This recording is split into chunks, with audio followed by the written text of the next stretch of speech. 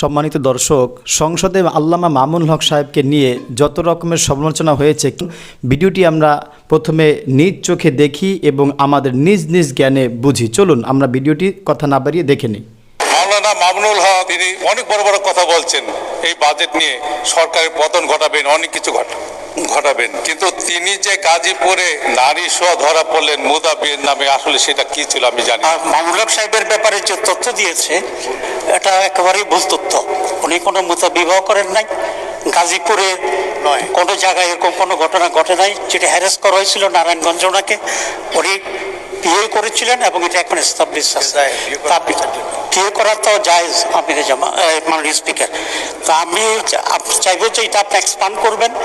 পার্লামেন্টের রেকর্ডে এই ধরনের ভুল তথ্য এবং ভুল বক্তব্য থাকা উচিত হবে না। ধন্যবাদ। অপ্রাসঙ্গিক কোনো বিষয় বক্তব্য না নেয় ভালো। নিয়ম হলো যার এখানে এসে জবাব দেওয়ার সুযোগ নাই তার সম্বন্ধে অভিযোগ তোলা সংসদে সমীচীন নয়। মাননীয় প্রধানমন্ত্রীকে, যিনি এই প্রসঙ্গটাকে স্টপ করার জন্য ইশারায় মাননীয় সংসদ সদস্যকে নির্দেশ দিয়েছে।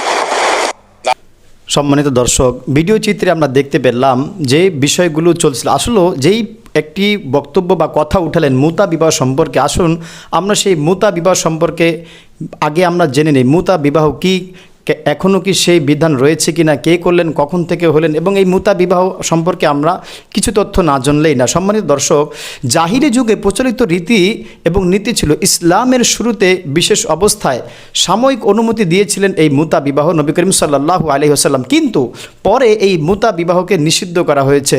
মুতা বিবাহ কি বিশেষ প্রয়োজনে বিশেষ একটি সময়ের প্রেক্ষাপট অনুযায়ী নবী করিম সাল্লাল্লাহু আলাইহি সাল্লাম এই বিবাহর অনুমতি দিয়েছিলেন, কিন্তু ইসলাম এটিকে সূচনা করেনি। এটি সূচনা হয়েছিল জাহিলিয়াতের যুগে। বর্তমানে এই মুতা বিবাহ এবং কিয়ামত পর্যন্ত মুসলমানদের নিকট এই মুতা বিবাহ নিষিদ্ধ। তাহলে প্রশ্ন হলো, কিন্তু যেখানে শরীয়ত এবং আল্লাহ রসুল এই মুতা বিবাহকে নিষিদ্ধ করেছেন, সেখানে সংসদে এক ব্যক্তি সে কিভাবে এরকম বলতে পারে মুতা বিবাহের কথা? সম্মানিত দর্শক, শুধু তাই না, এই মুতা বিবাহকে শিয়া ও জাফরি ফিকের ভিন্ন মত রয়েছে, কিন্তু দেশের মানুষ জানতে চায় যেটা ইসলাম নিষেধ করেছে সেটা আপনি কিভাবে চালু করতে চাচ্ছেন এবং অন্যের নামে অপবাদ ছড়াচ্ছেন। দেশের মানুষ আরও জানতে চায় যেটা ইসলামে নেই সেটি আপনাকে কে কোথায় থেকে প্রোডাকশন করছে, এটি দেশের মানুষ জানতে খুব আগ্রহী হয়েছে। আপনার এই কথায় দেশের মানুষ সন্দিহান, আপনি কাদের কথায় নাচেন, কি চান? সম্মানিত দর্শক, মুতা বিবাহ নিষিদ্ধ সম্পর্কে 3টি হাদিস আপনাদের সামনে আমি পেশ করছি। 1 নম্বরে, কলা রাসূলুল্লাহ সাল্লাল্লাহু আলাইহি ওয়াসাল্লাম আন্না রাসূলুল্লাহ সাল্লাল্লাহু আলাইহি ওয়াসাল্লাম নাহা আনিল মুতআতি নিসা ইয়াউমাল খাইবারা। বুখারী শরীফের হাদিস 5115 নম্বর হাদিস। এই হাদিসটি সহিহ মুসলিম শরীফে এসেছে 1407 নম্বর হাদিস। কি? আলী রাদিয়াল্লাহু তাআলা আনহু থেকে বর্ণিত, রাসূলুল কারীম সাল্লাল্লাহু আলাইহি ওয়াসাল্লাম খাইবার বলেন যে আল্লাহ রাসূল সাল্লাল্লাহু আলাইহি ওয়াসাল্লাম খাইবারের দিনে মুতা বিবাহ নিষিদ্ধ করেছেন। তাহলে এই হাদিস থেকে আমরা জানতে পারলাম যে আল্লাহ রাসূল সাল্লাল্লাহু আলাইহি ওয়াসাল্লাম মুতা বিবাহকে নিষেধ করেছেন। তাহলে রাসূল যেখানে নিষেধ করেছেন সেই বিবাহের কথা যিনি বললেন তিনি কোথা থেকে চালু করলেন, এটি দেশের মানুষ জানতে চায়। 2 নম্বরে আমরা হাদিস পেশ করব রাসূল করিম সাল্লাল্লাহু আলাইহি ওয়াসাল্লাম। এই হাদিসটি মুসলিম শরীফের 1406 নম্বর হাদিস। কি সেই হাদিস? আল্লাহ রাসূল সাল্লাল্লাহু আলাইহি ওয়াসাল্লামের সাহাবী সাবরা রাদিয়াল্লাহু তাআলা আনহু জুহানি তিনি বলেন, রাসূল করিম সাল্লাল্লাহু আলাইহি ওয়াসাল্লাম আমাদের মুতাআ করার অনুমতি দিয়েছিলেন, কিন্তু পরে বলেন, হে মানুষ, আমি তোমাদের নারীদের সাথে মুতাআ করার অনুমতি দিয়েছিলাম, কিন্তু আল্লাহ তা কিয়ামত পর্যন্ত হারাম করে দিয়েছেন। মুসলিম শরীফের হাদিস। সম্মানিত দর্শক, আল্লাহ রাসূল সাল্লাল্লাহু আলাইহি ওয়াসাল্লামের সাহাবী হাদিস বর্ণনা করলেন, আল্লাহ রাসূল সাল্লাল্লাহু আলাইহি ওয়াসাল্লাম এটাকে বললেন এবং আল্লাহ রাসূল নিজেই বললেন যে কিয়ামত পর্যন্ত এটাকে হারাম করে দিয়েছেন। তাহলে আপনার যেহেতু এই সম্পর্কে বিষয় জ্ঞান ছিল না, তাহলে আপনি কেন সংসদের মতো জায়গায় এমন কথাটি বলতে গেলেন আর দেশের মানুষের সম্মুখে আপনি প্রশ্নের সম্মুখীন হলেন? 3 নম্বরে একটি হাদিস পেশ করব আমরা। এই হাদিসটি হলো সহিহ মুসলিম শরীফের হাদিস 1405 নম্বর হাদিস। কি? কলা রাসূলুল্লাহ সাল্লাল্লাহু আলাইহি ওয়াসাল্লাম রক্ষাসা রসুল্লাহ সাল্লাহ সাল্লাম আমা আওসাতিন আওতাসিন ফিল মুতাআতি সালাসান সুম্মা নাহা আনহা। অর্থাৎ সালমা ইবনে আকওয়া রাদিয়াল্লাহু তাআলা আনহু বলেন, রসুল করিম সাল্লাল্লাহু আলাইহি সাল্লাম আওতাস অভিযানের সময় 3 দিনের জন্য মুতা করার অনুমতি দেন, পরে তা নিষিদ্ধ করেন। এই হাদিস থেকেও আমরা জানতে পারলাম যে এটাকে রহিত করে দেওয়া হয়েছে, নিষেধ করা হয়েছে। আর আল্লামা মামুন হক সাহেব তিনি তো মোতা বিবাহ করেছেন, এটি আপনাদেরকে বলেননি, তাহলে একজনের নামে গুজব ছড়ানো এটা কেমন পরিস্থিতি হলো? প্রথমে বিশেষ পরিস্থিতিকে সাময়িক অনুমতি ছিল, পরে রসুল করিম সাল্লাল্লাহু আলাইহি সাল্লাম এটাকে নিষেধ করেছেন।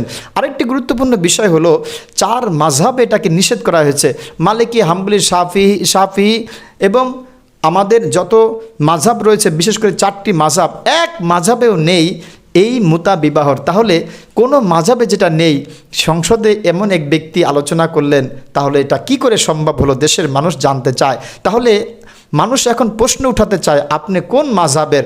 আপনি কি ইসলামের কেউ নয়, নাকি বহিরাগত থাকে আপনাকে কেউ নাচাচ্ছে, আপনাকে কেউ চালাচ্ছে? দেশের মানুষ এটি জানতে চায়। সংসদে ব্যক্তিগত সম্মান, রাজনৈতিক বক্তব্য ও মুতা বিবাহ নিয়ে যে আপনি আলোচনা করলেন, এটি সম্পর্কে আপনার অবশ্যই জ্ঞান থাকার প্রয়োজন ছিল। সাম্প্রতিক সময় সংসদে আল্লামা মামুন হক সাহেবকে নিয়ে বক্তব্য দেওয়া হয়েছে, এ নিয়ে সমালোচনা, উভয় প্রতিক্রিয়া দেখা গিয়েছে। কিন্তু প্রতিবেদনে বলা হয়েছে স্পিকার আলোচনাকে প্রাসঙ্গিক রাখার আহ্বান জানিয়েছেন। এইটাকে দেশের মানুষ খুব সুন্দর দৃষ্টিভঙ্গিতে দেখেছেন, স্পিকারকে ধন্যবাদও জানিয়েছেন এমন ভূমিকা পালন করার জন্য, এবং অপ্রাসঙ্গিক ব্যক্তিগত মন্তব্য থেকে বিরত থাকতে বললেন স্পিকার। এ নিয়ে বিভিন্ন স্থানে প্রতিবাদ কর্মসূচি আমরা দেখেছি। ইসলাম ব্যক্তিগত সম্মান ও বক্তব্যের আদব শিক্ষা দিয়েছেন। ইসলামে কারোর মানহানি, সম্মানহানি, অপবাদ বা প্রমাণহীন অভিযোগ থেকে সতর্ক করা হয়েছে। একই সাথে জনপরিসরে ব্যক্তিদের নিয়ে আলোচনা হলে তা তথ্যভিত্তিক, শালীন ও ন্যায়সঙ্গত হওয়ার নীতিও রয়েছে। রাজনৈতিক মতভেদ থাকলেও ব্যক্তিগত মর্যাদা রক্ষার বিষয়টি ইসলাম সামাজিক উভয় দৃষ্টিতে গুরুত্বপূর্ণ। মুতা বিবাহ কি? মুতা বিবাহ হলো নির্দিষ্ট সময়ের জন্য চুক্তিভিত্তিক বিবাহকে বোঝানো হয়, এটাকে বলা হয় মুতা বিবাহ। কিন্তু আল্লামা মামুন হক সাহেব এমন বিবাহ তো করেননি, আর এটি ইসলামেও সমর্থন নয়। একটা সময় ছিল বিশেষ কারণে যেটাকে আল্লাহ এবং আল্লাহ রসুল নিষেধ করেছেন, আল্লামা মামুন হক সাহেব যেটা করেননি, সেটাকে নিয়ে বাজে মন্তব্য করার অধিকার আপনাকে কে দিল?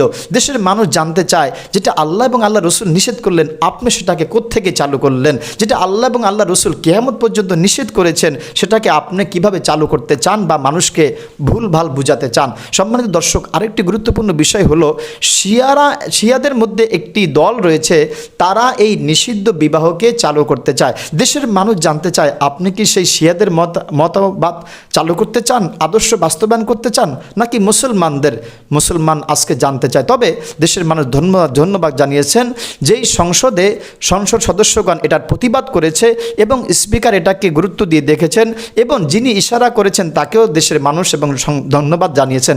আমরা ধন্যবাদ দিতে চাই সেই সমস্ত মানুষকে যারা হককে বুঝেন, হককে নিয়ে চলতে চান। আল্লাহ তাআলা আমাদের সকলকে সর্বদা কিয়ামত পর্যন্ত, বিশেষ করে মৃত্যু পর্যন্ত হককে হক জেনে, বাতিলকে বাতিল জেনে আমাদের সামনের ভবিষ্যতে যাওয়ার তৌফিক দান করেন। আমিন ইয়া রাব্বাল আলামিন।